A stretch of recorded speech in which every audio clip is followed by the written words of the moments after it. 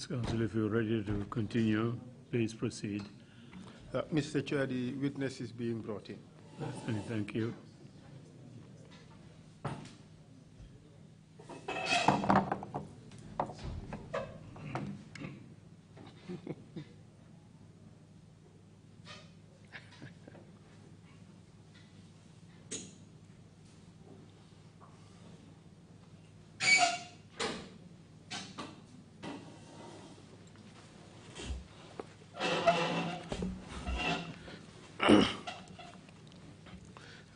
Welcome back, Mr. Mbai. Mr. Mbai, ñu ngi la dalalat benen yoon. I could see, Mr. Mbai, that the MOUs that you signed with the then AFPRC government Gis naa ne nanguto bi nga xam ne moom nga bindal nanguto sa diggante ak nguuri MRC. One common provision was to work assiduously towards the restoration of democratic rule. Leen na ci jubluwaay yi mooy pour ngeen dal di taxaw jonn na pour gis ne réew mi dina doxaat ci wàllu doxini démocratie. Whose idea was it to include that provision in the MOUs? Xalaati kan la pour ci seen nanguto yooyu ngeen binda ngeen boole ci loolu. Both memoranda ñaar ñëpp ñi ko seq were written by me. ñi ko bind ki ko bind nag mooy man. From there, I take it that with the assistance of Dr. Abdoulaye Conte, Dr. Abdoulaye Conte, was the former Vice President of Sierra Leone, Vice President of Sierra Leone, who at the time had come to this country on exile, enrolled as a legal practitioner in the Gambia, and was in my chambers. He developed the memoranda.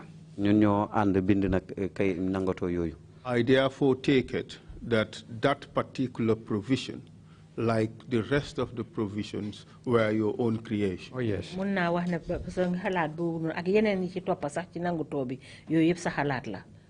I noticed that this particular provision was the first provision in each of the memoranda. Why? Seetlu naa ne ci ñaari nangutoo yi ngeen bind yëpp xalaati delluwaat ci doxini démocratie moo jamono bu ci nekk moo dee jiitu ca kaw lu tax. I couldn't emphasize it more. amuma dara duma ko gënoon mënoon a rëy loolu weesu loolu. Do I take it from your answer to mean that the restoration of democratic rule was the most important issue in the discussion in your conditions to work for the military junta? Yes. Mun naa wax ne ci sa kàddu ni ma ko jëlee mooy ne pour réew mi delluwaat ci doxini démocratie loolu bokk na ci loo xam ne lu gën a fulal la ci wàlli nangutoo boobu nga xam ne moom nga def ci doxini njiital soldaar yi jamono boobu. Yes, and the observance of the rule of law, respect for human rights, and good governance, even if it has to be by the military. But these were conditions that were important to me, and I insisted on them.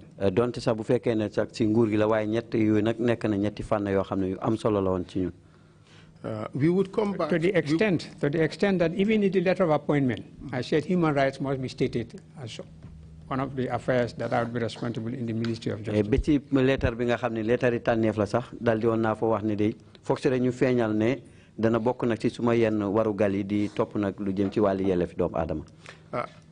We would come back to all these things at a later stage. For now, though, how did members of the junta at this stage feel when you insisted on these important principles, seeing that already they had suspended the Constitution and together went with it all those rights that you claim should be respected and implemented? How did they feel when you were negotiating this with them? jamono wi nga sixa waxtaan yooyu sa diggante ak soldaar yooyu nga xam ne ñoo koppoon nguur gi jamono boobu naka lañ gisee sa xalaat bii ni ndaxte fekkoon na li nga xam ne mooy woon constitution bi boobu tegeegum nañ ko boor te ñu gis ne yooyu nga xam ne moom lañ fa dàq yow yooyu nga ñëw gën koo fullaal nag mu war a doon loo xam ne dafa ànd ak sa liggéey. They agreed with me. dañ àndoon ak man. And the conditions are elaborated. ci sarta nangoto yooyu nga xam ne moom laa fi wax léegi. And my conclusion that their stay in power would be very short. te tamit si suma jeexal moo nekk ne seen toogaay si nguur dafa war a gàtt. From your estimation or guesstimation, did they agree to those provisions reluctantly, considering that they have done everything possible to get you to come on board as Attorney General? Or did you have a feeling that they were committed to the same values, to the same principles that you were espousing at the time? Yeah, léegi ci wàlli nanguto yooyu nga xam ne yéen a ngi ko tëral seen diggante nga yow nga tegal leen ay sarta ne yow bu fekkee ne danga leen a war a liggéeyal ci sarta yooyu ngaa jaar ñoom ñu dal di ci nangu yow ci sa wàlli seetlu nag nangu boobu ñu nangutoo ak yow dañ ko def rek ñu amuñ pexe ngir fekk na jamono boobu soxla nañ la pour jël la pour nga ñëw ci liggéey bi wala boog dañ ko def ci seen coobare nga xam ne yéen a bokk benn façon yi gis-gis bi nga xam ne benn jubluwaay bi fa ngeen war a liggéey. My impression was that they were sincere. suma gis-gis daal moo nekk dañ ko doyloo woon. If it were otherwise, they would not have me. Although before I joined, the suspension of the provision had already been done. Yes,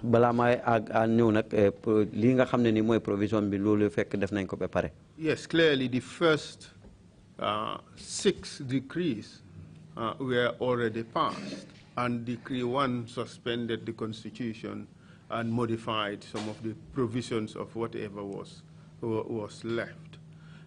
But didn't you at the time sense that the military junta was desperate to appoint civilian personalities of very high standing in the society so as to get acceptability in the society instead of being committed to certain values? Couldn't you see that at the time? seetlu la woon ne jamono boobu ñoom soldaar yooyu dañ soxla woon torop koo xam ne civil la doon doomi réew mi koo xam ne ku ñu ràññee la ku am xam-xam la ku am taxawaay bu dëgër la boo xam ne dañ ko mën a boole ci seen biir jamono boobu noonu.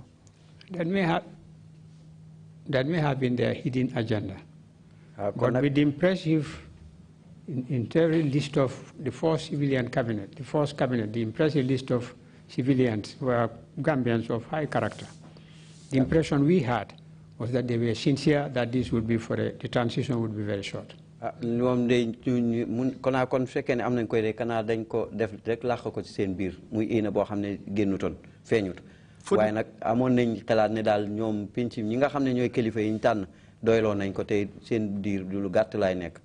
For the purposes of the record, so that Gambians would understand exactly what happened, why did you keep refusing this offer, even up to after 3 times? You kept refusing, saying no. Why?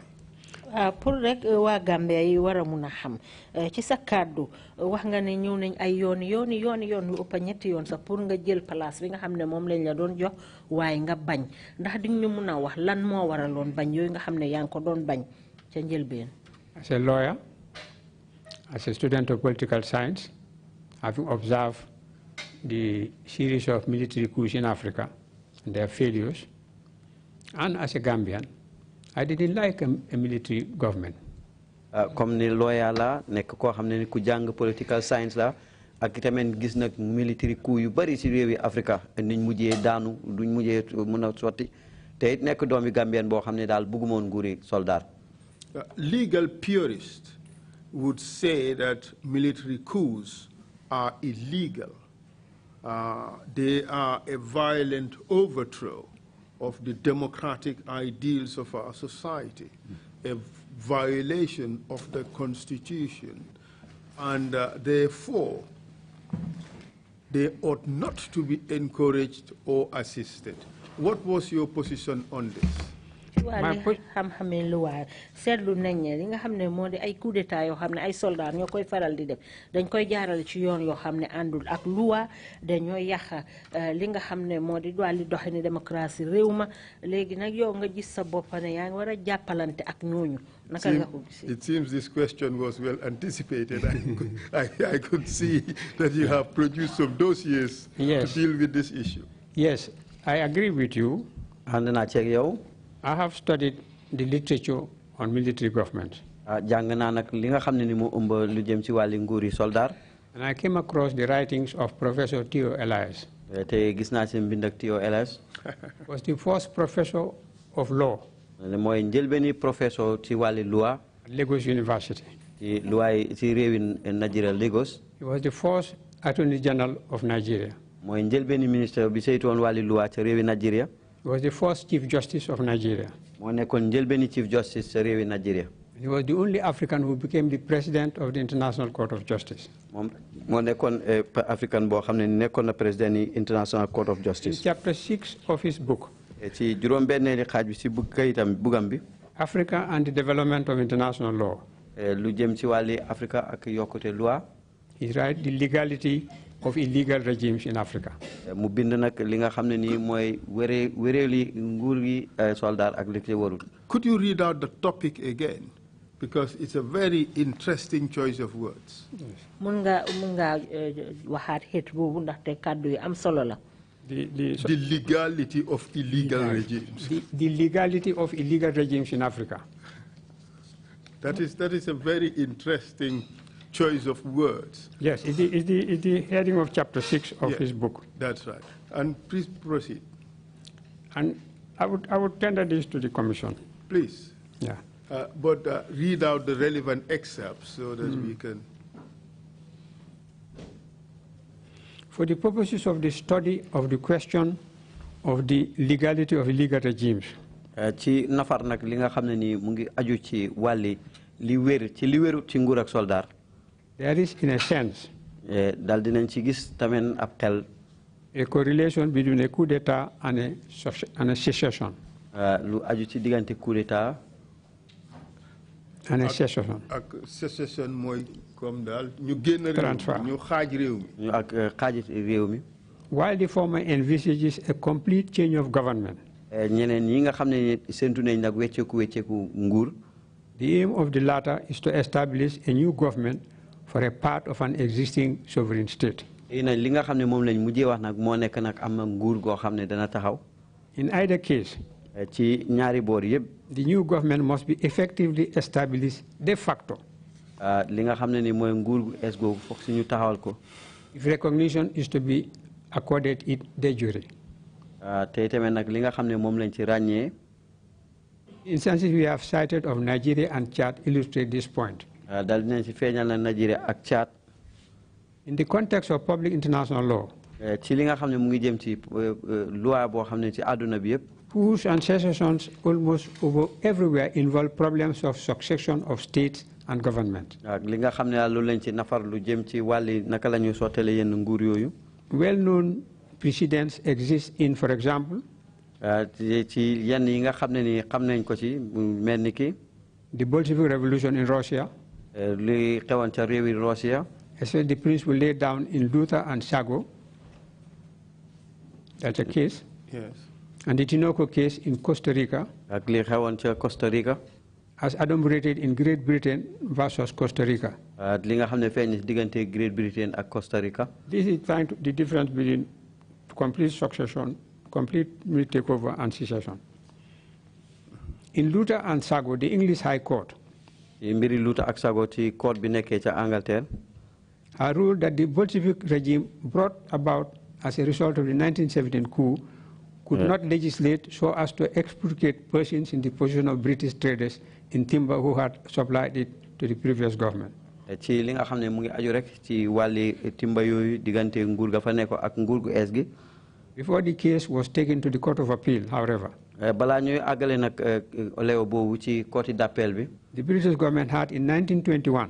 nguuri Angleterre na ci atum 1921. recognized the Bolshevik regime de facto. dal dinañu gis ne daal nguur goo nga xam ne moom la tudd daal dekkatu nguur guy dox. And it was accordingly held that while such recognition did not necessarily imply an approval of the regime, te itamit comme ni yenn condition yu daal doxut. its legality in international law could hardly then be doubted. seen wér nag ci loi yi nekk ci àdduna bi daal mën nañ ci am ñaari xel. And that its decrees must be respected. itamit nag seen degré yooyu foog si rek ñu ciral ko. In the Costa Rica case, ci mbiri Costa Rica. Tinoco, then Secretary of War, Secretary of War, by using the army and the navy successfully, di jëfoo nag soldat ak soldat yi manduwaar yi. staged a coup. ñu daldi woon def benn coup. And became the ruler of Costa Rica between 1917 and 1919. ñu nekk nañ njiiti Costa Rica 1917 ba 1919. During which certain British companies had acquired rights under some contracts with Tinoco. ci jamono boo xam ne nag yenn construction li ñu amoon nañ ci cër lool foofu. Later, Tinoco's regime was succeeded by an order which enacted laws rendering null and void all transactions entered into with Tinoco. Chief Justice Taft of the United States, as sole arbitrator, United States, held Costa Rica liable because under international law, mere change of government does not affect a state status. However unconstitutional Tinoco's government might have been under the municipal law. It was the only effective government during the relevant period. The subject of state succession will, however, not be discussed here. What we are immediately concerned to examine is the crucial question as to how a government established in consequences of a coup becomes legal and accepted in international law. Yep, na mu ngi mel ni rek coup loi boo naka la ñuy gisee nag ne coup naka laa mën a nekkee loo xam ne dañ ko ràññee ci loi bi àdduna bi. Customary international law recognizes a coup d'etat as a proper and effective legal means of changing a government provided that certain basic requirements are fulfilled. nekk na loo xam ne lu ñu ràññee la ne ci anam gi nga xam ne noonu lañ mën a weccee nguur ci kaw jamono yi nga xam ne nag yenn yi ci aajo yëpp. Mr. Mbai, it appears therefore that in his book, Theo Elias was basically rehashing the Kelsenian theory of the changes of the ground norm. The ground norm, yes. Taking the approach from international law. Yes. Yes.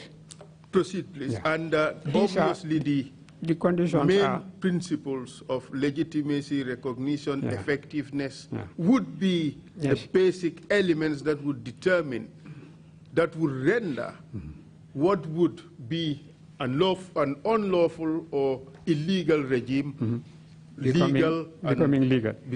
Exactly, and that's the condition the learned author said. There must have been an abrupt political change.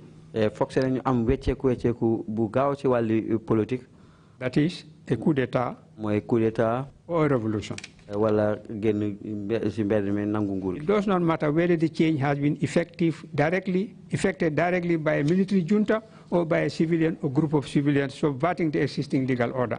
Without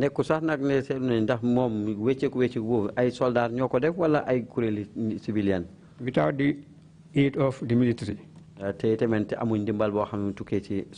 There can be a coup without the use of armed force. Two, the change must not have been within the contemplation of an existing constitution. If it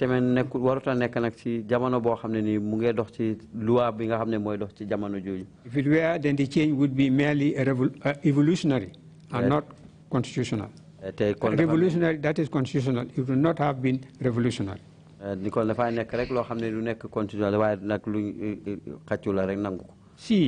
the change must destroy the entire legal order except what is preserved. In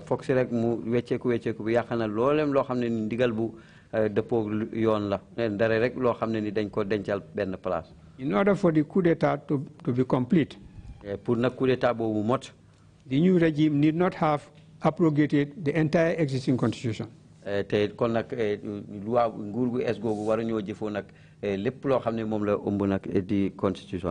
sufficient that what remains of it has been permitted by the revolutionary regime.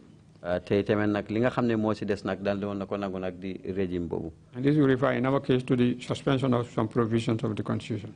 The new constitution and government must be effective. kon nag constitution ak nguur gu ees googu rek foog si rek mu nekk loo xam ne ni dana sax. There must not be a concurrent rival regime or authority functioning within or in respect of the same territory.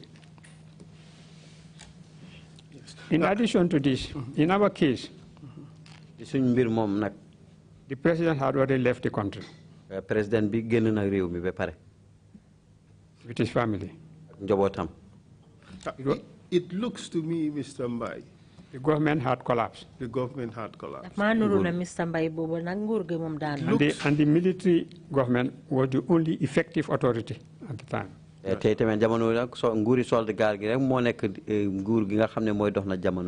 illegality became legal. It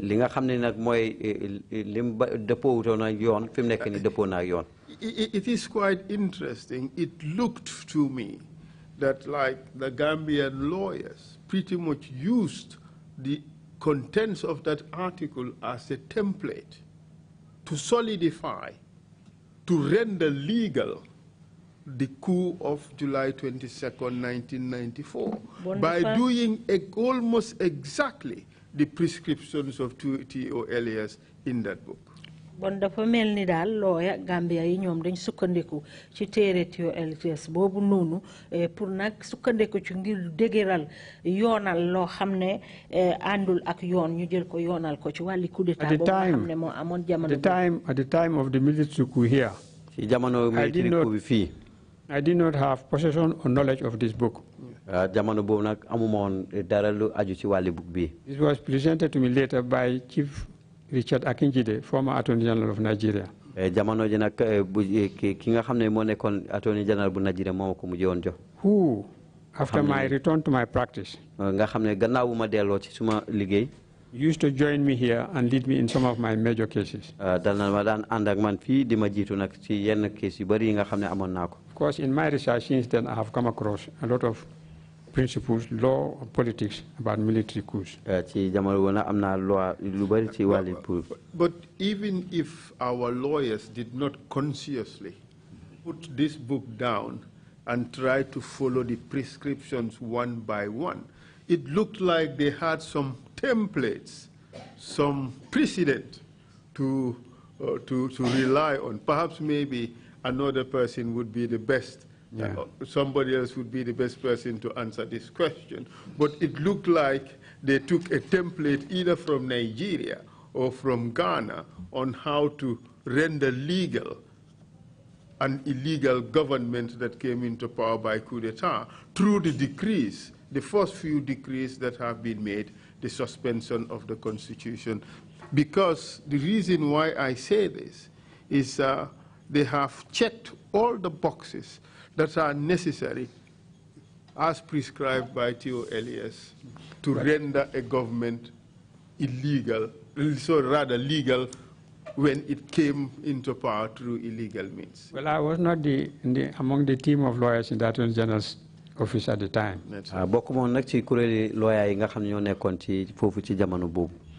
Although it is fair to say that what happened went in line, according to Professor Elias, prescription or discourse. Could you take that again? The interpreter missed that. I said, it may be fair. I was in my private practice at the time of the military takeover.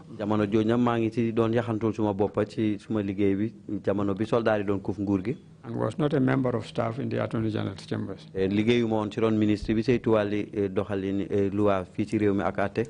Although it may be fair to say that the degrees that were done, the first 6 degrees as you mentioned, agreed with what Professor Elias has said. But I wouldn't go as far as to say that this is a template, that they used it as a template. I don't know what they were of or not aware of. Indeed. Thank you very much, Mr. Mbai. There is often this question. Okay. that coups are illegal. Ne coup d'état mom sa yuñ ko defé rek andul ak loi.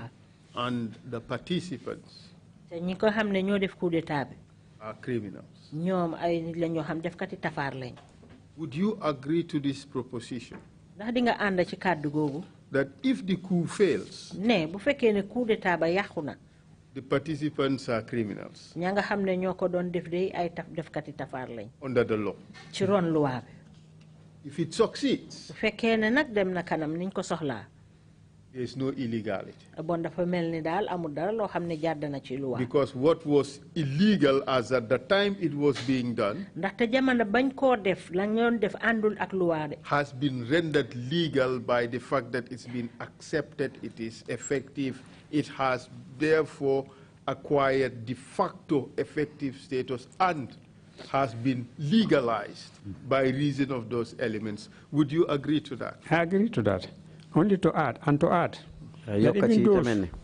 even those who were aware of the attempt would be for misprision of treason. If they fail to report it to an authority. And that is why immediately the military left my gate on the 23rd of July 1994. I invited my neighbors, Jay Shady next door, and Rai Faraj opposite across the street. They joined me to report the presence of the visit of the military, their offer, and my rejection. The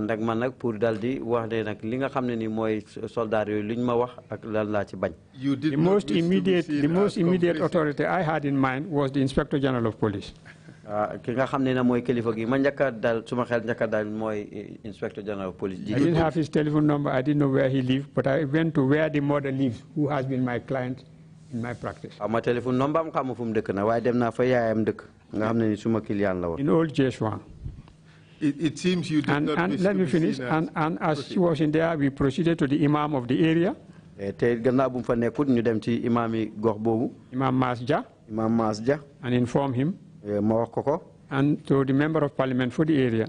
Mr. A. Njai was my former teacher at Amity School. In the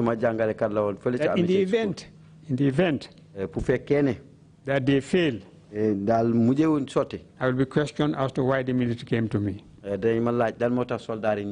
is the same reason why, after the Kukoi attempt, Kukoi visited Sirif Diba in his compound. Sirif Diba called the Inspector General Ablaye Mboup and told him. Sirif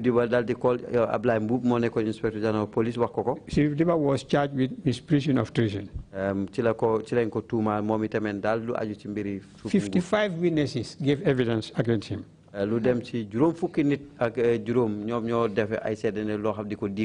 But because he reported the matter, Kukoi's visit to his compound to the Inspector General of Police, all the other 55 witnesses were not believed, accepted by the judge. And he was acquitted of the charge. As a lawyer, I knew this. That is why I took the precaution of reporting the visit of the military gate to people that I knew were authorities in the neighborhood.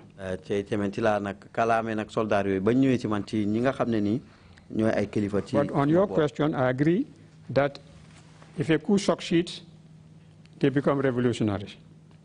If it fails, they become criminals.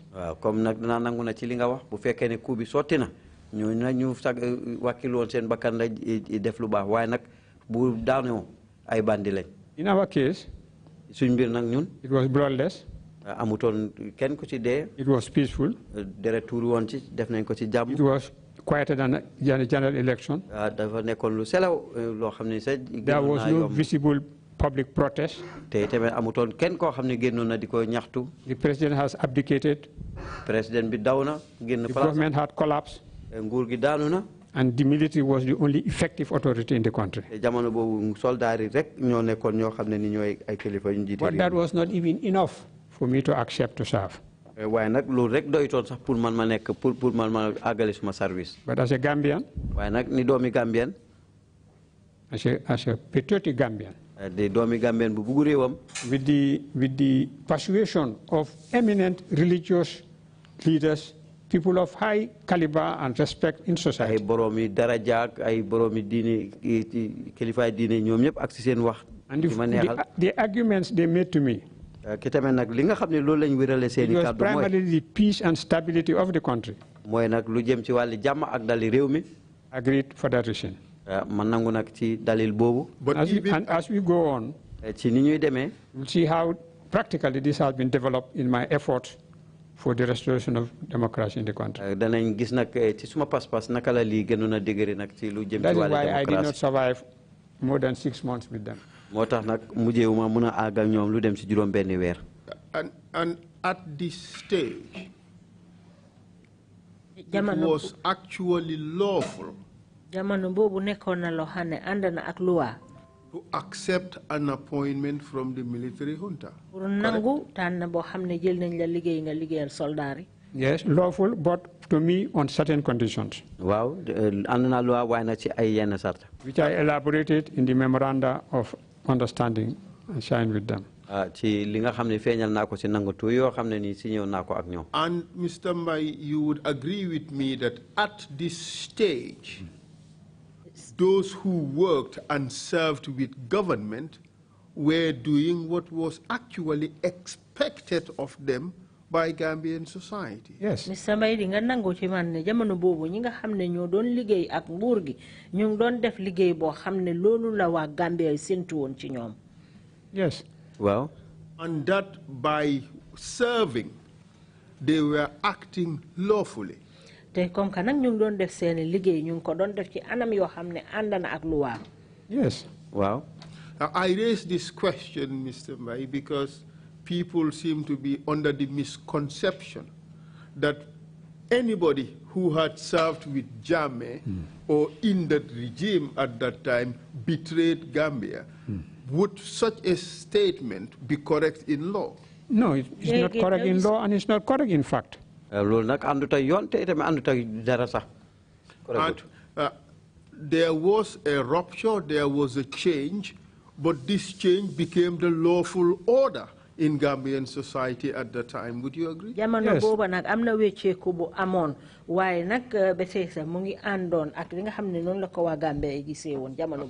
And you would agree that until the government went rogue, by going rogue, I mean until the government started blatant violations of rights, it continued to be the legitimate government of this country. Yes. Again,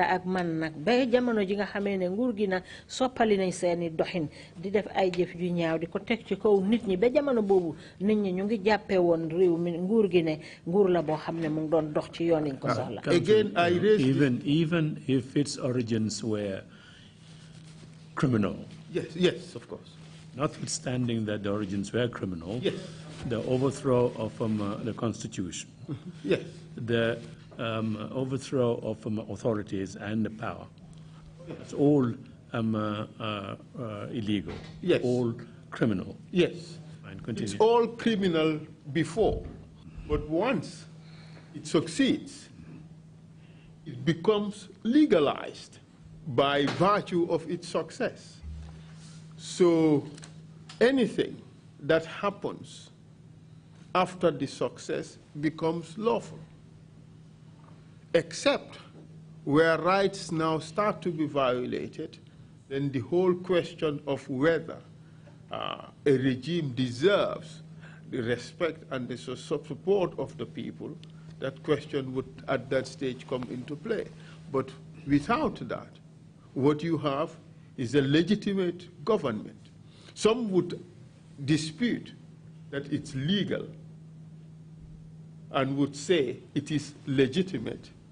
But as per Elias's opinion and as per the case law, it becomes a legal government.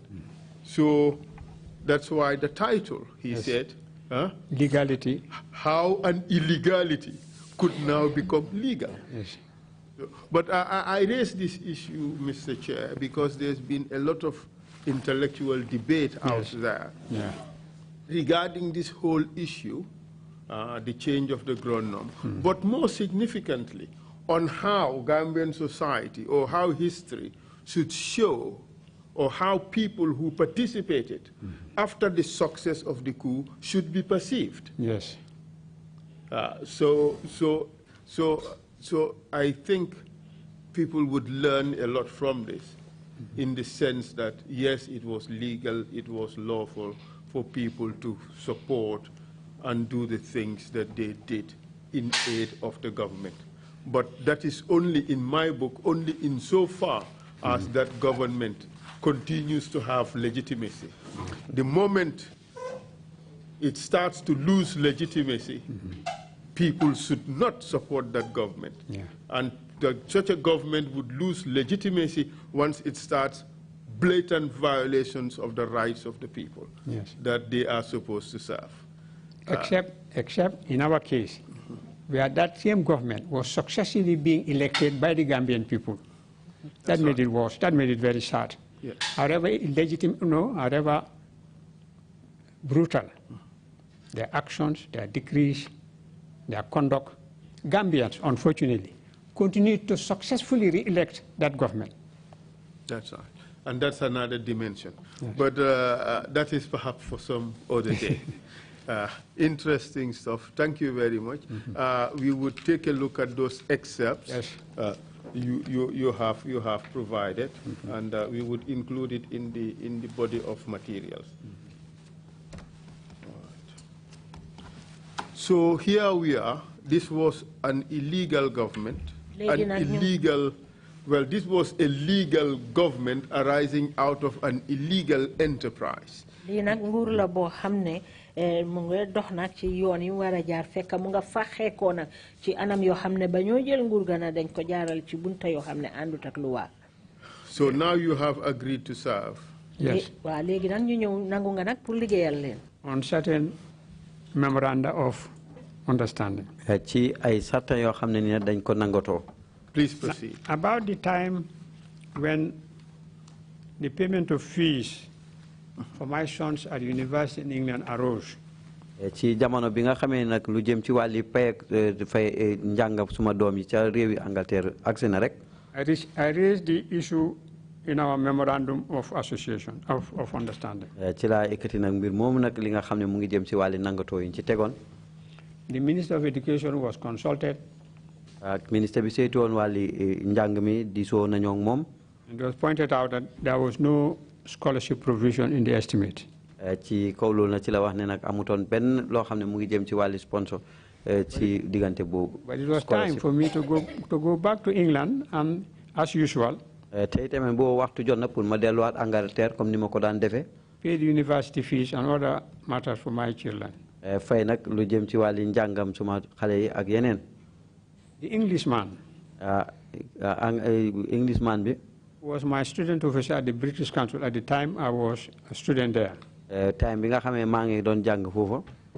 Offered to pay it. Bugga koo fay. Though it was a loan. Naam nag ab bor la waroon a nekk. Then in October 1994. ci weeri October 1994. The company Louis Dias. Company bi Louis Dias. Was paid $4 million towards the award. ñoom nag ñu jox leen lu dem ci $9 millions ci dogal boobu nga xam ne ni ci lañ gañe woon. And they gave me a fee payment of $650,000. ñu jox ma nag lu dem ci juróom-benn téeméer ak juróom fukki dalasi. juróom-benn fukki junni.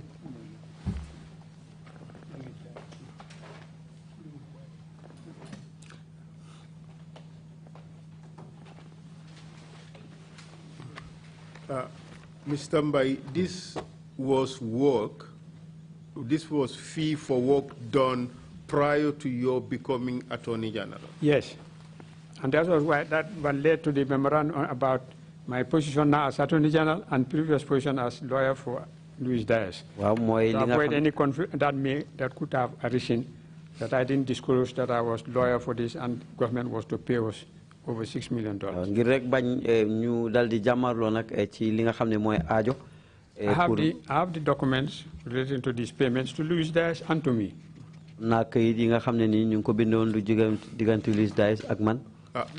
If there is going to be any issue of conflict here, and I am happy, Mr. Mbai, to note that you are meticulous enough to put this down in writing in a memorandum as a potential conflict of interest issue that is settled before you took up the position.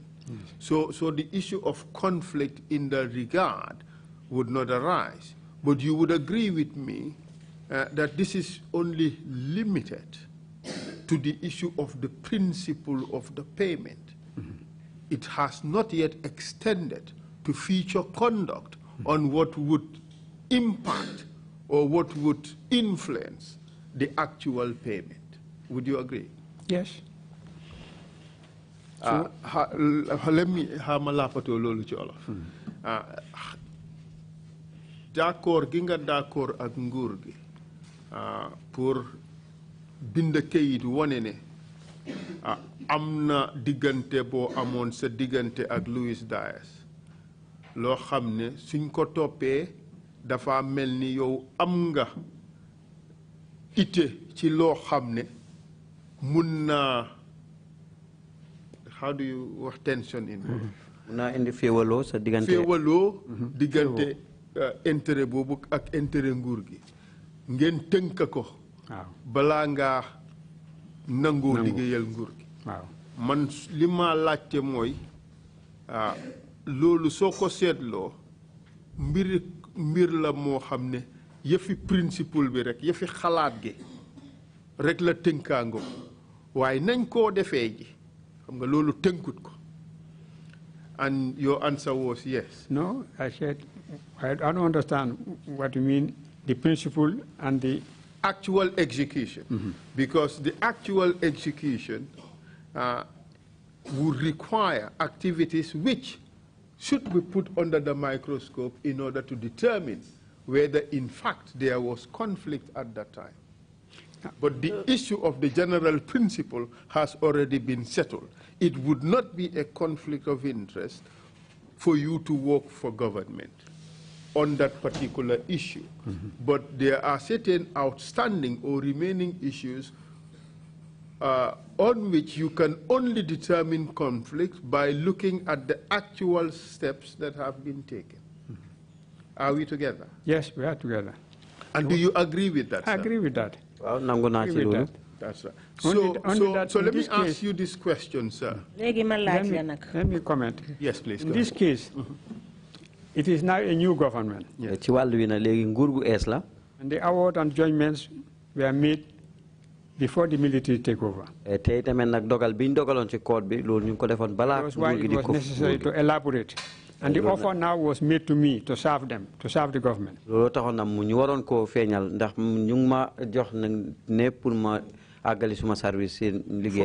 me, it was the best thing to do. Let them know what my position was in relation to a client who has won a major award against the government of the Gambia. Before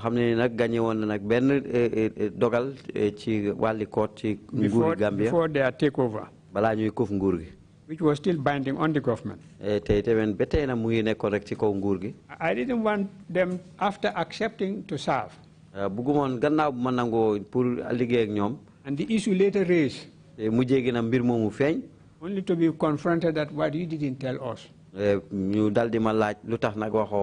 safeguard my position. To avoid any conflict of interest. This was one of the conditions of my acceptance, that this is the present position,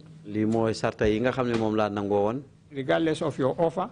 It must be understood before I accept to serve. But I agree with you. It was quite honorable to do that. It showed honesty and transparency. And as a lawyer, it showed high ethical standards. In principle. And in practice. And in practice. Well, I am coming to the practice.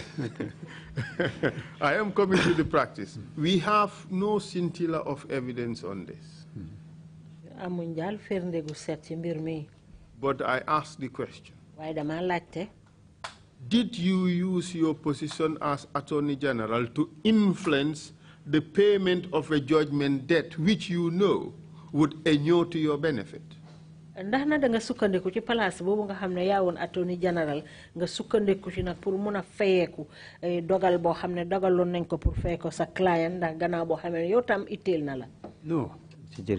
In fact, the payment to me fay biñ ma war a fay sax day became one of the adverse publicity against me. Nekk na nag li nga xam ne nii moo gënoon a fës nag ci by the same government. ci nguur googu rek. After my removal from office. Gannaaw buñ ma génnee ci office. They used it that I was corrupt. Dañ wax ne nag man dama nekkoon ku tapale. That I stole. Ne dama sàcc. A lot of bad things. It's in the newspapers. Wax ñaaw yoo xam ne nii wax nañ ko ci man. Because after the $650,000 that was paid to me. Gannaaw juróom benn téeméer juróom fukki junne dalasi yiñ ma fay. I paid it to my account with the Standard Chartered Bank, Banjul. Ma fay ko nag ci suma compte bi nekkoon Standard Chartered Bank, Banjul. With instructions. Ci ndigal boo xam ne nii. Credit my account with their branch. Ñu dal di dugal ko nag ci suma compte bi nekk seen bànqaas boobu. 2 Regent Street, London. For the continued support of my 3 sons in England. Pour nag dimbali nag njàngam suma ñetti doom yi nekk ca réewi Angleterre. Clearly, Mr. Mbai. Mr. Mbai. Your fee was already earned. Yes. You've worked for it. But the question would always remain. No. Du ñun ñoy ko laajte de. Di jaxe dina fa nekk. The question would always remain as to whether you used your position as Attorney General to influence this settlement of the judgment debt, because you knew that once that debt is paid, you would be in a position to receive your fees from Luis Diaz de Losada. No. Why did you say that? I didn't use my position for the payment of the award to Luis Diaz, so that my fees would be paid to me. Jëfewuma suma taxawaay fi ma nekkoon di ministre pour nag ñu mun a fay dogal boobu ndax ma mun a jot may tamit liñ ma ci war a fay. But you would agree with me that the spectre would be there. No. Suspicion bi dina fa nekk. I cannot control suspicions. I understand. Were you surprised when the military government turned around and flipped it against you and suggested that you were corrupt? I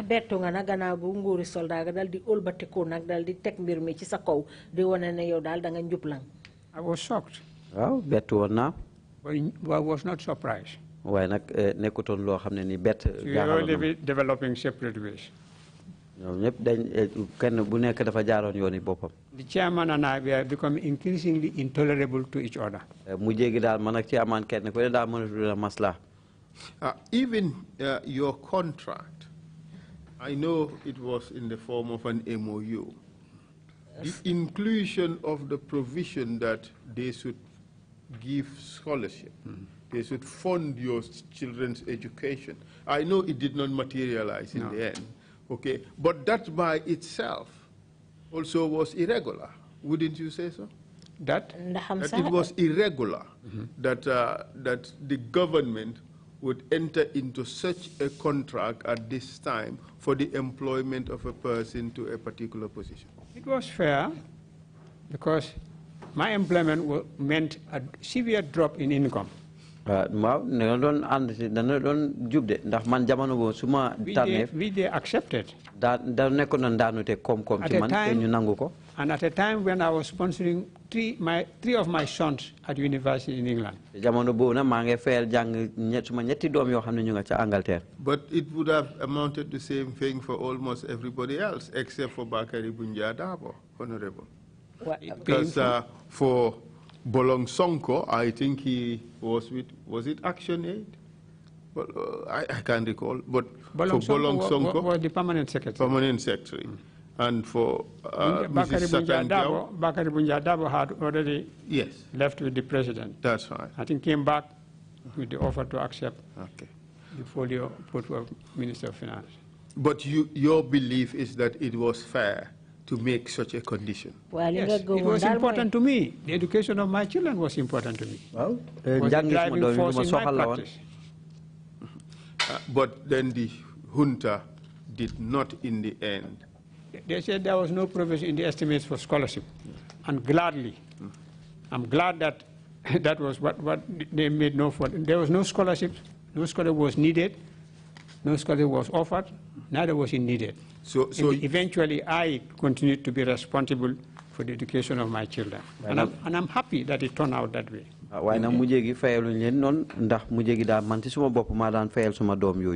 And of course, it goes without saying that all of them really did very well in school and became top lawyers. Oh yes, they worked very hard. They're very determined. And with the blessings of Allah, they all succeeded. MashaAllah. They all succeeded. Some had 3 degrees before they came back. MashaAllah. Okay. So, but then, this whole specter, this whole suspicion that because you are Attorney General, you know your fees are outstanding, and they are only outstanding because the government which you serve has not yet paid this judgment debt. And the fact that you might have used your position to influence the government to pay that judgment debt such that your fees would be paid, that specter still remains. Well, unfairly. It still remains, it would be grossly unfair, because that is far from my position as well as Louis Daesh. Okay. So you worked with this government very briefly.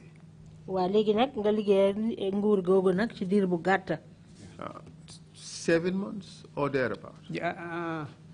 8 August 1994. August 1994. I would say to February 1995.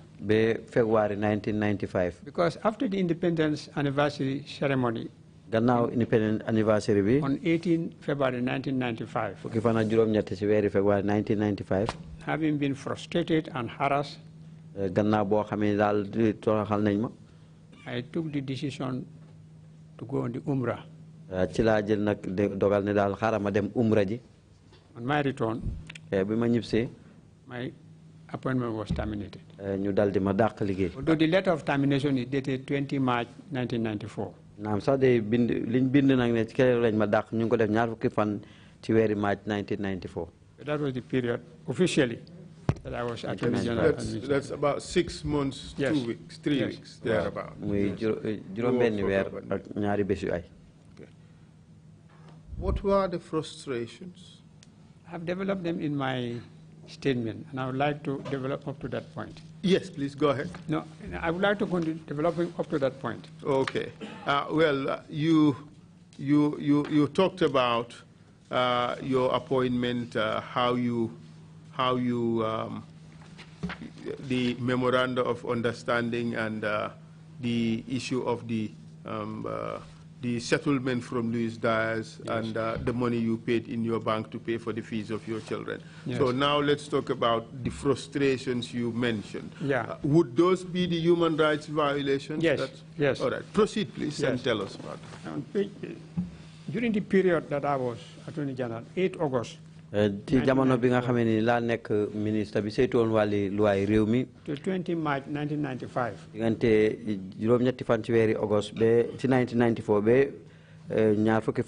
1995. I can remember the following human rights abuses and violations. maa ngi mën a fàttaliku nag ay yenn yoo xam ne def nañ ko ci xëtti yelleefi doomu aadama. The vice chairman Sana Sabali.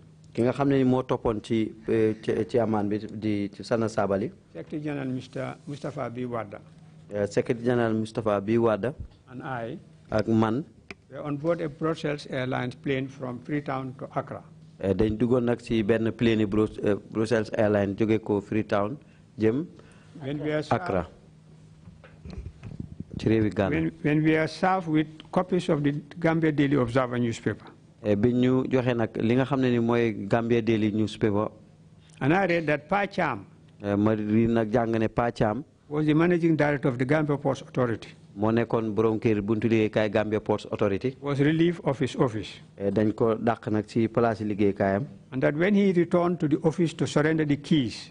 te bi mu ñëwee nag ci delloo ci office pour joxe caabi yi. He was arrested by the police and charged with trespass. ci lañ ko jàpp nag di police yi ne daal dafa jéggi sason. I saw the publication to the Secretary General, Mr. Wada. ci laa wan nag loolu Mr. Wada. Who was equally distressed. moom itamit loolu naqari woon ko. And the Vice Chairman Sana Sabali. Vice Chairman bi Sana Sabali. Who showed no interest. moom nag amul xaajoolu toon ko. And when we returned to Banjul. biñ wuññeeku see Banjul. When we arrived Accra. biñ àggee Accra. I telephoned the Solicitor General, Mrs. Ami Bensouda. ci la téléphone nag Solicitor General bi Mrs. Ami Bensouda. Instructed him to take the case file from the police. ci laa ko wax nag jox ko ndigal ne na jël nag case boobu ci loxo police yi. And on our return to Banjul. te buñ ñibbisee ci Banjul. We terminated the court proceedings. ñu dal di dog nag àtte boobu. As there was no trespass. te tamit ne amutoon benn trespass. No any crime whatever. amutoon benn tefaar bu mu def daal. On another occasion. ci beneen xew-xew. I arrived home from work. ma jóge bi ma wàccee nag àgg kër. And was surprised to find Uncle Sir Aliou Jack. maa ngi fekk nag Uncle Sir Aliou Jack. Sitting on my veranda. mu ngi toog na ci suma doon perong bi. As I opened the gate. bi ma ubbee bunta bi rek. He painfully pointed out. mu dal di méttilu nag. That his son Abu Dentin, Alaji Abu Dentin. ne doomam bi Alaji Abu Dentin. Who had just arrived from London with his child. mu ngi jóge ko London ak doomam bi. Was arrested at the airport, Yundum Airport. ñu ko jàpp na ci Yundum Airport bi. And taken with his child and luggage straight to Mile 2 prisons. ñu jël ko moom ak bagaasam yeeg doomam yëpp yóbbu leen ci kaso gu mag gi nekkee ci yoon yi Banjul di Mile 2. The presence of Sir Aliou. te tamit teewaayam Sir Aliou. I telephoned the Secretary General, Mr. Wada. ci la téléphone Secretary General bi Mr. Wada. Who was in his office. mu ngi woon ci office am. And met him. ma taseeg moom. And together we met the chairman, Yaya Jammeh. ñu dal di gisante chairman bi Yaya Jammeh. And expressed our shock for what has happened. wane nag suñ betteel ci li xew. And pointed out. wane yi tamit ne. That was unnecessary. ne daal loolu jaaduwutoon. It would make the transition difficult. te dana jafeloo na nguuri jàppandal gi. After a plea. gannaaw bu waxtaanee ak moom nag. Abu Dentin was eventually released with his child and luggage. Abu Dentin ci lañ ko bàyyi ak doomam jeeg bagaasam yi. Subsequently. gannaaw loolu rek.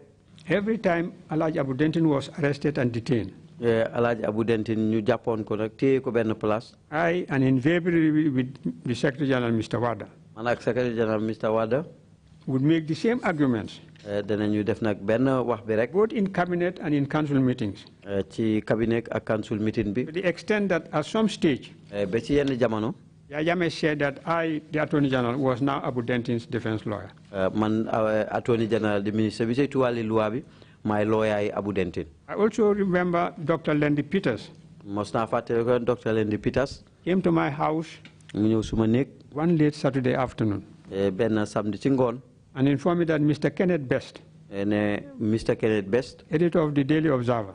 ki nga xam ne nii mooy ki jiite buntu bi segg nag li ñu bind ci kayiti xibaar yi Daily Observer. had been picked up and no one knew where he was taken to. ne jàpp nañ ko te kenn xamul fan lañ ko denca. I also telephoned Mr. Wada. It was a Saturday. ma téléphone Mr. Wade loolu bési samedi la. He was still in his office. mu ngi woon ci office am. And I drove with Dr. Peters to his office at the State House. ma ànd ak Dr. Peters ak moom ci dem State House. Dr. Peters explained the situation. Dr. Peters waxal ko mbir mi. And I expressed my discontent. ma wone nag suma ñàkk a doylu ci loolu. And we left Dr. Peters outside Mr. Wada's office. ñu bàyyi nag Dr. Peter si office Mr. Wada. And Mr. Wada and I went to the State House and met the chairman. ñu ànd nag dem gis chairman bi.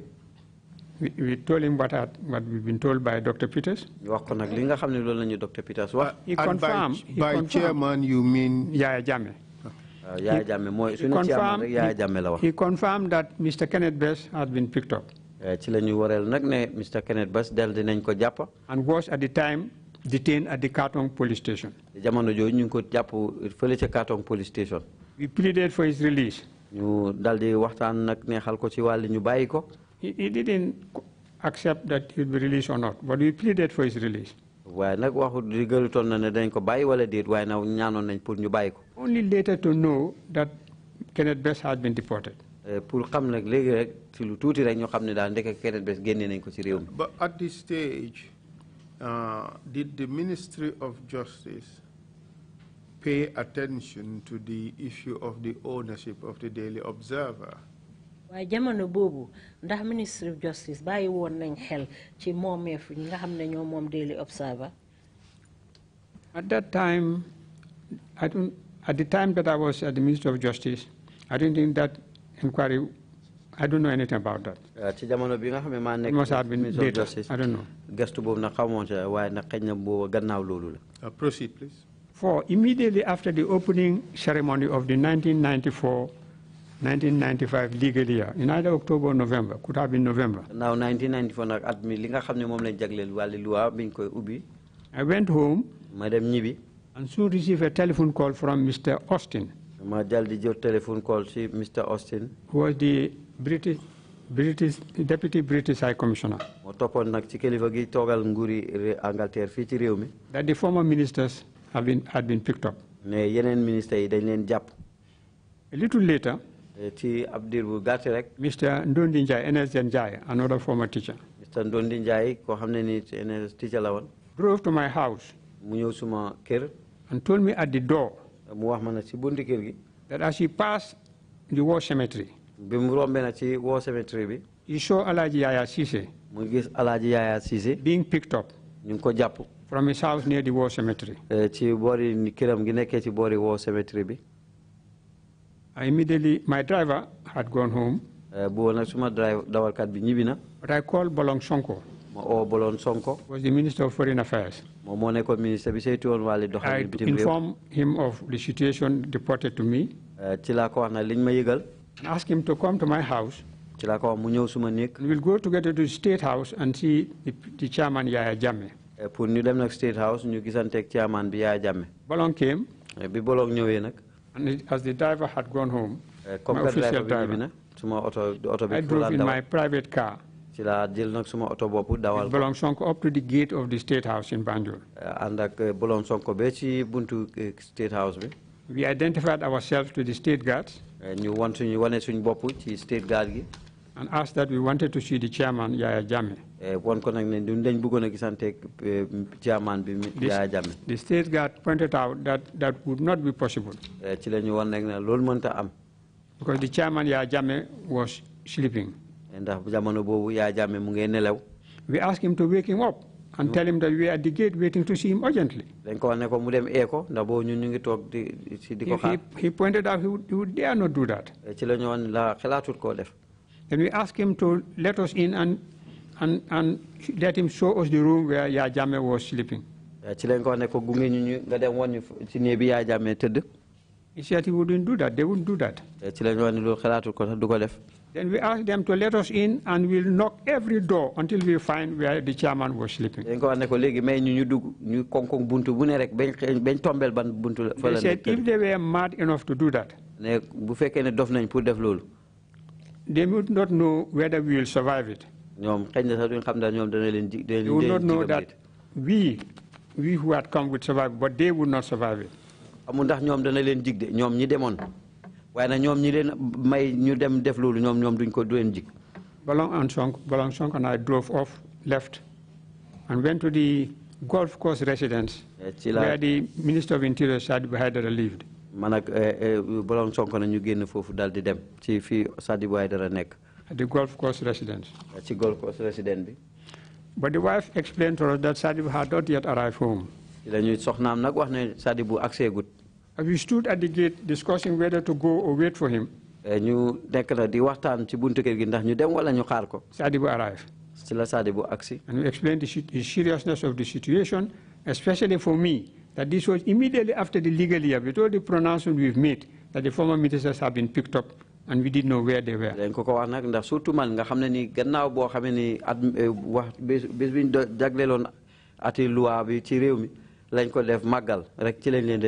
asked us to drive with him to go and meet the Vice Chairman, Sana Sabali. It was some few hundred yards away. We drove in our separate vehicles to the residence of the Vice Chairman, Sana Sabali.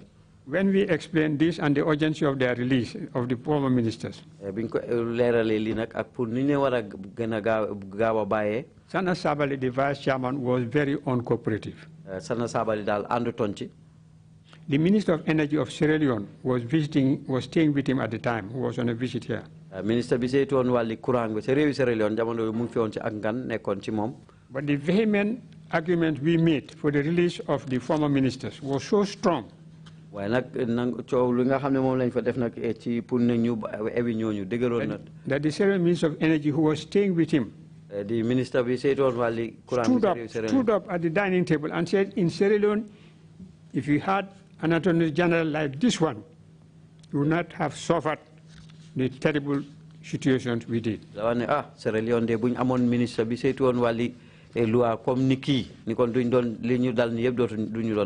Drove along Sonko and I feeling very distressed. I had to go back to my home where he picked his vehicle and went home. The next morning, I didn't wait for my official driver to come from Birkama. I drove in my private car to the State House. Straight to the chairman's office, Yaya Jammeh, and pointed out the terrible situation we have had and the effort we have made about these ministers who have been detained. He said he didn't know. Immediately called Sana Sabali, the Vice Chairman, who confirmed this, that the former ministers have been picked up and were either at the Mile 2 precinct or at the NIA headquarters. The chairman, Yaya Jammeh, ordered for their release immediately and asked me to proceed straight to the NIA headquarters and witness the release of the former ministers. As I arrived at the gate, I saw Sana Sabali, Vice Chairman, and Sadibou Haidara, Minister of Interior, walking into the NIA office. I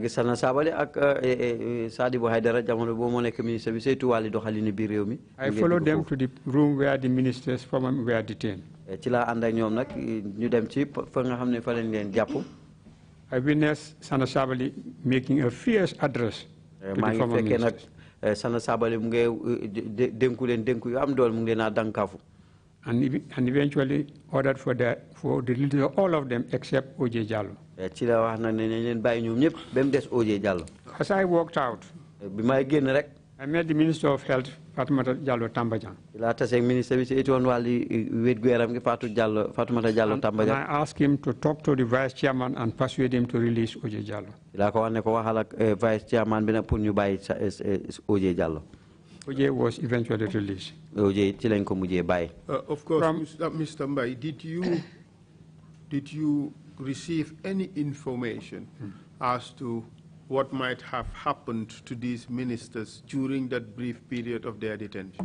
Ndax jot am ben xibaar bu aju ci lan mo dalon nak ministre yi dir bu gatt bobu nga xamne ñu ngi leen tiyé won ben place. No, my concern was they should be released. I don't know what was happening to them, but that they should be released. Man lima soxalon rek mo nek dañ leen warona bayyi xawma nak na. So then that I called the Secretary General. Ci lool na ci la call Secretary General bi. He should seek to meet the chairman. Pour nak mu daldi ma jokkale ak chairman bi. And that meeting, ci meeting bobu, led to the meeting of the council with the former ministers at the cabinet office in State House. moo tax nag council members yi ñoom ñu amoon meeting ak ministre yi ne fa nekkoon ci jamono jooju. Hassan Jallow in his memoir. Hassan Jallow nag ci ay bindam. Journey for Justice. li ñuy wax Journey for Justice. Refer to that meeting. daal dina wane ne meeting boobu. In page 622. di fooy juróom-benn téeméer ak ñaar fukk ak ñaar. Where he said. fi mu fa waxee ne. The chairman also warned us against engaging in any hostile propaganda or any action which might be prejudicial to public order. te ci lañu chairman bi nag dankaafu nag ne nañu bàyyi xel ci loo xam ne nii daal buñ ko defee mën naa indi féewaloo wala jaxasoo ci réew mi. Or tranquility, etc. ak loo xam ne nii dana xejamal dal ak jàmm fii ci réew mi. He said we were all free to go about our businesses and to work to earn a living. ci lañu wax ne ñun ñëpp mën nañoo dem na toppatoo ji suñuy aajo def na loo xam ne mën nañ cee dund. That henceforth will be dealt with not as a group of former ministers but on an individual basis. waaye nag duñ seqoo loo xam ne ñun ay ministre lañ woon waaye kenn ku nekk daal si saawo si boppam. And held responsible for our individual actions. te kon bu boobaa nag lépp lu waay def daal yaa koy gàddu sa bopp. Then Justice Jallow added, divide and rule, I thought. ci la Justice Jallow wax ne daal loolu nag mooy xaajale ak dogal. Continuing, he said, let me finish this. Continuing, he said, he then, that's the chairman, he then asked if any council member had anything to add. ci la laaj nag council member yi amul kenn koo xam ne am na looy laajte. They all declined. ñoom ñëpp kenn laajtewut. Except Fafa. ba mu des Fafa. The Attorney General. Attorney General. Who not surprisingly looked ill at ease. nga xam ne ni daal amul dara loo xam ne ni seet na ko ci. He briefly spoke on the need to respect human rights. waaw ne daal lii dañ war a cëral nag yelleefi doomu aadama. I've made copies of this page available. page boobu nag def naa ko ay sottandeku naa ko. We will take note of that excerpt, Mr. Mbai. Page 662, isn't it? 622. 622 of Mr. Jalow's book. Yeah. Journey for Justice. Do you recall the date of this meeting? No, I cannot recall it. You can't recall. It's not. I know. You know, they were picked up after the legal year ceremony. That was on a Sunday. Sunday, yes. Yeah, and we continued the protest when we went to State House, couldn't get access to the chairman, Jame. We went to the Minister of the Interior, and eventually ended up with the Vice Chairman, Sana Sabali, who was uncooperative. And distressed as we were, it was Monday that the secretary and I met the chairman, and that led to the meeting of the council with the former ministers. But I can't remember, I don't know the date, I can't remember the date of the meeting of the council with the former ministers. But the result was, and the reference here is just to emphasize my anthem on the need to observe and respect human rights. Right. And that has been my passion throughout. And there were other violations that you... Oh, yes. Apply Conte? Yes. Dr. Abdoulaye Conte. Dr. Abdoulaye Conte. Former Vice President of Sierra Leone until the military coup in that country. Nga xamne ni mo nekkon former Vice President bu Sierra Leone. Came to the Gambia on exile. Dafa dawon laqku ci fi ci rewi Gambia. And eventually enrolled as a legal practitioner in my chambers. Te mujjé gi sax muy liggéey ak man ci suma chamber bi ne lawyer. He had a very successful practice. Nekk na ko xamne ni sotalon liggéeyam la. Almost taking the role of a consultant. Nga xamne ni jamono bobu mu ngi nekk consultant mu ngi def walu wo. Until one day, whilst he was in one of the courts in Banjul, I don't know which. He was arrested by the police and detained at the Banjul police station. All efforts see him were refused. What was even his wife, who took food for him, was not allowed to see him and deliver the food. And he therefore rightly refused to eat. He refused to eat. He was eventually released. gannaaw gi ci lañ ko bàyyi. in order to leave the country within 24 hours. nee na génn ci réew mi ci diiram ñaar fukki waxtu ak ñeent. He quickly left for Ziguinchor.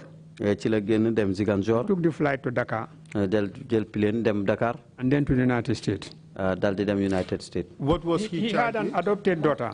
Lan lañ ko tuumaaloon ne moom la def. Let me finish. He had an adopted daughter. Moon na doom jum fi yaroon. The American embassy gave him a visa immediately. American That's why embassy he was able to proceed to the United States. jox ko fi visa ci saa si loolu moo tax mu mënoon a dem The United question States. of the adopted daughter was an issue.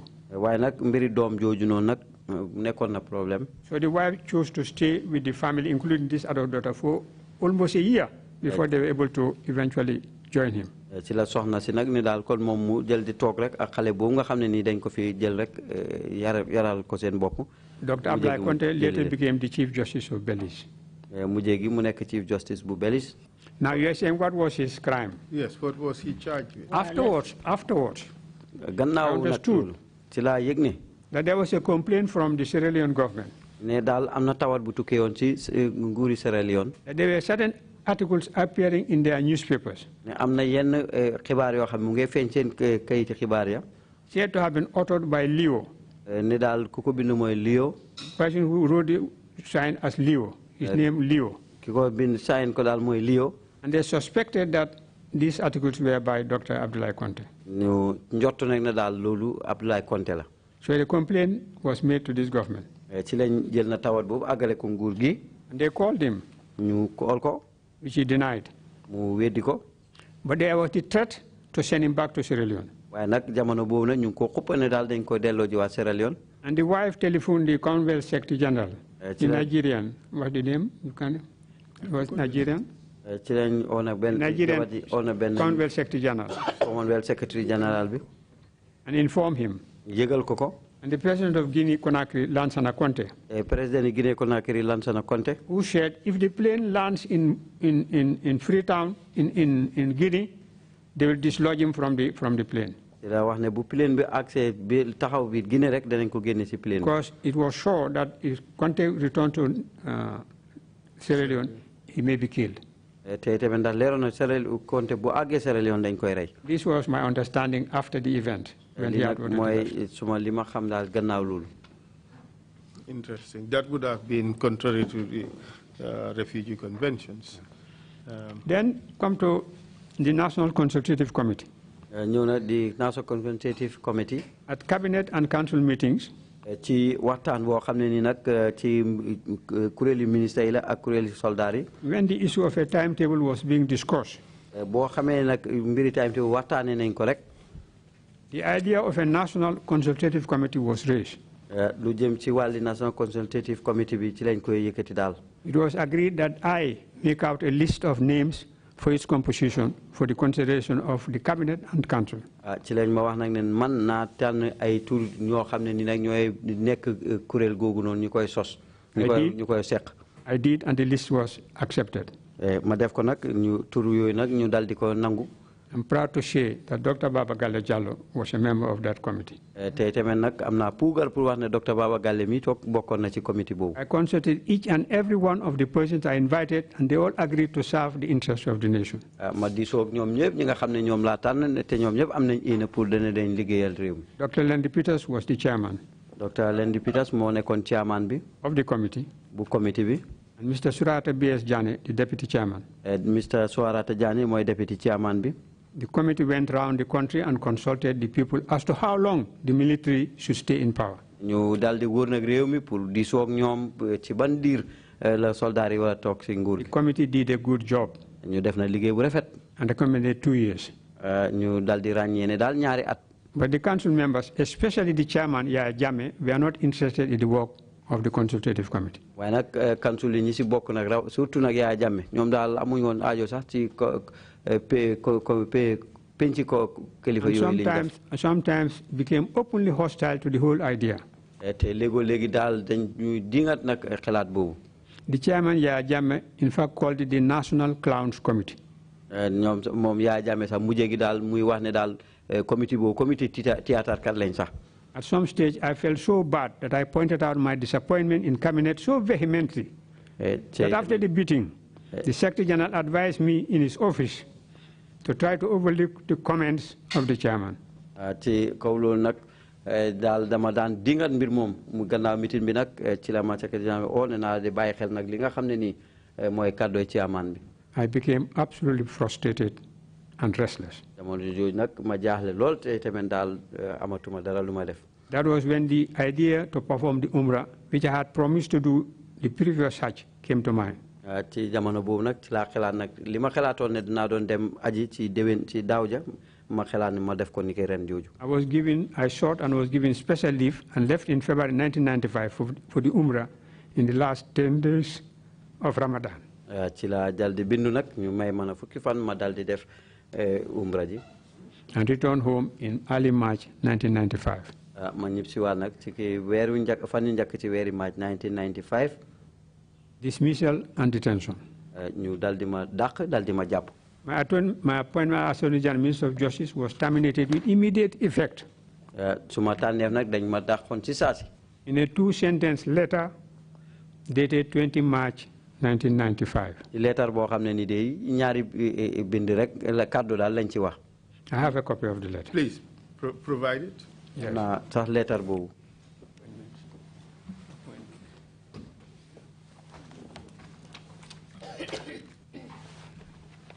Yeah, both the letter of appointment and dismissal are contained in this file. I'll be presenting them. Okay. The same afternoon, ci benn bëccëg bi. Daba Marena and Samba Ba Daba Marena ak Samba Ba. of the NIA jóge ko ci NIA bi. walked into the office to supervise the handing over to Mr. Mustafa Marom. ci la ñëw ci office bi nag pour seet nag naka laay jébbalee place ministre boobu ci loxoom Mustafa Maron. They searched my table and drawers. ñu seet nag suma table bi ak sumay drawer yëpp. Refused me to take anything, ñu bañ ne daal du ma yóbbuwaale dara. including the true memorandum of understanding I had referred to earlier. bokk na ci sax di ñaari nangatoo yooyu nga xam ne ni moom lañ bindoon.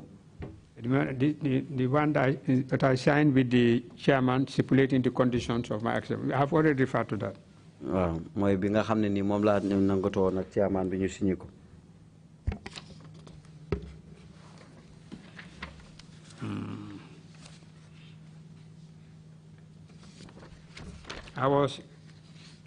Let me see, Mr. Chair. After my termination, gannaaw buñ ma dàqee. my arrest from the house and detention at the NIA buñ ma jàppee nag suma néeg suma kër jool di ma teg benn place. became almost a routine. mu jéggi daal mu doon jikko rek. Be it sometimes by both Daba Marena and Samba Ba, mu jéggi benn daal muy Daba Marena ak Samba Ba yëpp. and at times by either of them. léegoo léegi nag kenn ci ñoom moo koy def. This was a traumatizing period, especially for my 3 little children who were staying with me. lii nag nekk na loo xam ne daal lu métti la woon rawatina suma ñetti doom yi nga xam ne ñu ngi toogoon ak man dëkkoon ak man. The day after my termination from office, bés gannaaw buñ ma dàqee ci office bi. Mr. Robert Collingwood, Ambassador of the European Union and head of the delegation of the European Commission to the Gambia, ki nga xam ne moo toogaloon mbootaay tugal gi nga xam ne European Union fii ci réewi Gambia. in a personal letter dated 21 March 1995, wrote, ci leetar boo xam ne bind na ko niki benn fan ci weeri March 1995 mu ne.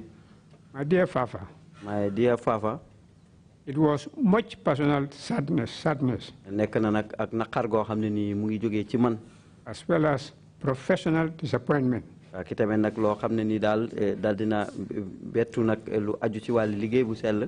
that I heard of your sudden departure from office yesterday. dégg naa nag sa génn ak liggéey ci office bi ndiki démb. Although I cannot pretend to be in any way surprised at what happened.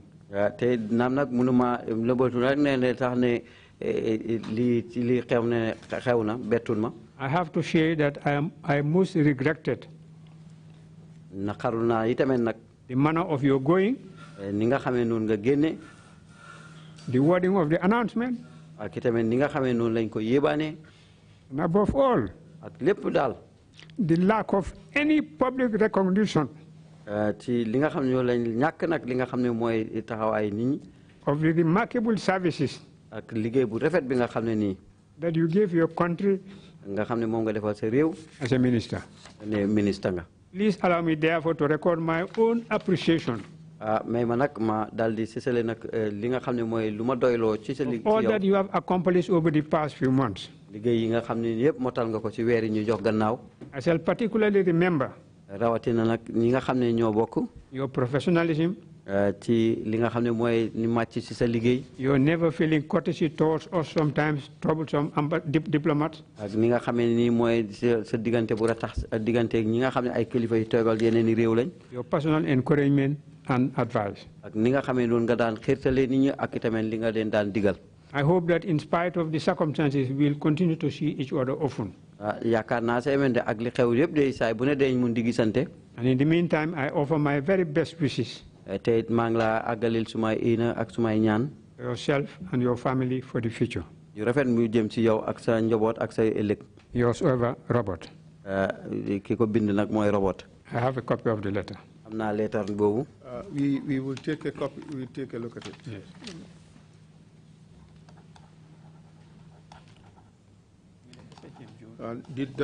Was that the end of your? Well, you have also received. Yeah. Your sacking, Mr. Mbai, was also documented in Gambian newspaper. Yes, yes. In fact, that's what I'm coming to. The veteran educationist, ñi nga xam ne nii ñooy borom jàngkat yu borom xam-xam yi. Mr. S.H.M. Jones. Mr. S.H.M. Jones. Was director of education even before independence. moo nekkoon director of education naam sax balaa independence. In an article after I was relieved of the post of attorney and minister of justice. gannaaw boo xamee ne nag génnee nañ ma ci palaas yi ministre bi saytuwoon wàlli loi. She titled the sacking of ministers of government. Must it always be thus? ci la wax tamit nag ne dàq ak ministre waxtu lu ne rek ak ngoon lay nekk. Published on page 6 of the Daily Observer on Monday, April 24, 1995. ñu daldi ko génne nag ci Daily Observer altine 1990. Reacted to the glares of adverse publicity. tey tamit nag nga xam ne ni nag daldi nañu ko siiwal. Reported in the Gambia Daily. wane ko ci Gambia Daily. The government's own mouthpiece in its issue of Friday, 24 March 1995. ñuy wax na ci làmmeñu nguur gi ni nga xam ne ni loolu nañ ko ni ko aljuma. And among other things, ak yeneen ni mel. including his confidence in me, ak li nga xam ne ni mooy kóoluteem ci moom. my hard work, suma liggéey. achievements, ak yi nga xam ne lu laa sottal professionalism, ak li màcce si suma liggéey. expressed the deep unease this had cost him. tey tamit lii nga xam ne ni daal métti gi dal na ci kawam. I have a copy of that newspaper. am naa nag copy newspaper boobu. I will list this as one of the documents you would provide. Yes. So at the end of your testimony, we will receive all those documents. Yes. All right. Maybe without, I don't want to lose my humility, but I want to quote part of what Uncle Sam Jones said. Please, go ahead.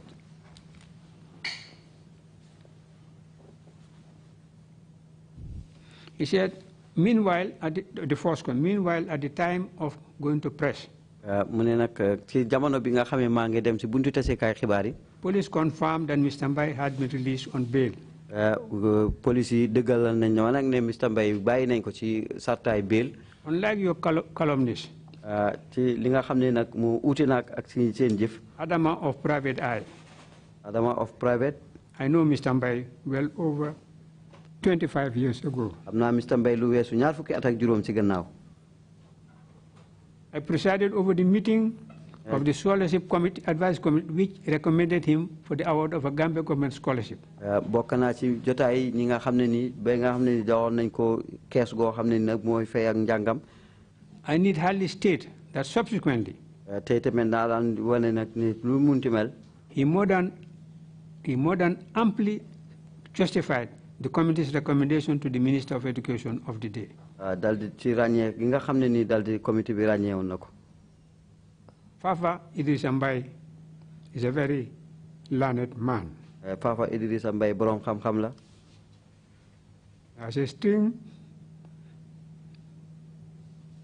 He has a string of impressive academic qualifications from 2 reputable universities. Reputable British universities. am na njàng mu fort moo xam ne ni ci ñaari university yoo xam ne ñu ngi nekkee ci réewi Angleterre yu ñu ràññee si àdduna bi.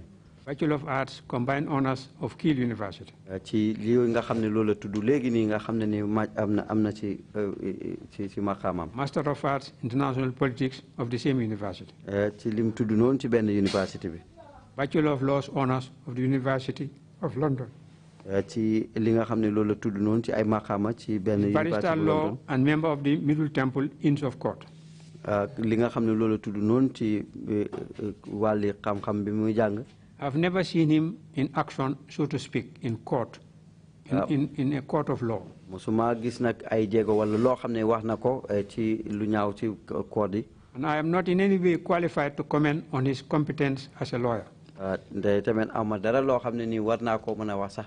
However, ci wàllu liggéeyam ndax wér na ci mbiri lawyer. However, lu ci mënte xew. the outcome of the Louis Dias case against the government of the Gambia. li nga xam ne nii moo faxeekoo na ci Louis Dias case bi ci ak nguuri Gambia. which he handled before his recent appointment in the AFPRC administration. nga xam ne nag daal dina ko ci jamono balaa ñu koy tànn ci AFPRC nguuram. speaks for itself. loolu feeñ na ci moom. It is an eloquent tribute. nekk na nag ndollal boo xam ne ni bu wér la. His industry, perseverance, and professional competence. ci liggéey ak tamit nag li nga xam ne nii moo nekk seen màcc ak liggéey. In addition to a busy law practice. ci yokk ci nag li nga xam ne nii moo nekk yaxamtum loi. which he has built up over the years. xam ne ni nag dal dina si taxaw lu yàgg ci ay at yu ñu jog gannaaw. Mr. Mbai has found time to write 2 books. Mr. Mbai nag dal dina bind ñaari book. In the service of my beliefs. ci li nga xam ne ni mooy service of my belief. The Senegambian Insight. ak Senegambian Insight loolu nag He tells us that he has 3 more on the stocks. tey tamit wax na ne am na ñetteel boo xam ne mu ngi ko war a def. A. University essays in politics. University essays in politics. B. ñaareel bi. Senegambia a geohistorical, socio-economic and political study. di nafar boo xam ne mu ngi jëm ci diggante ci Gambia Senegambia fii. And C. Senegambia, the confederation that never was. tey tamit mooy Senegambia confederation boo xam ne ni amutoon. This will be published in due course. yoo xam ne ni danañ ko wane ci lu bañ a yàgg. Mr. Mbai has the unique distinction of having twice served as Attorney General and Minister of Justice in the government of this country and twice sacked from that exalted office. Mr. Mbai nag am na loo xam ne nii nag bariwut ci maas ne nekk ñaari yoon ministre boo xam ne mooy saytu wàlli nguur gi loi bi ci réew mi ci ñaari nguur bokkut. He will no doubt concur with me when I say that those who scale the greasy pole of politics ought to know of the perils and hazards associated with that exercise. danañ ànd ak man ne bu fekkee ne wax naa bokk na ci ñi nga xam ne ñoo yëkkati politique ca kaw. Mr. Mbai is a man of great ambition. Mr. Mbai nag nekk nag ni koo xam ne ni ku am pas-pas la. Phenomenal memory. ki tamit nag xel mu sell. Prodigious industry. ak li nga xam ne mooy liggéey bu wér. And last but by no means the least. te li mujjee te lu néew daal li gën a tuuti it. He is a man of great modesty. nekk na ni koo xam ne nag ni ku tuux lay tamit. I feel it will be helpful. dama yaakaar ne de danañu mën a dimbale de. For our readers to know these facts about Mr. Mbai. pour suñ jàngkat yi ñu ñiy jàng kay yi ñu xam ne lii ci mbiri Mr. Mbai. Before I proceed with my case. balaa maay continuer ak suma case. And on. This is available. On that note, Mr. Chair, we take the usual break, 2 o'clock break. Thank you. ci kaw loolu nag ñu ne dañuy noppaleku comme niñ daan def rek. Thank you very much, Emma Council, and thank you very much, Ekodoke Fafa Mbai, for your testimony. We will take a break and come back at 3 o'clock sharp. Meeting is adjourned.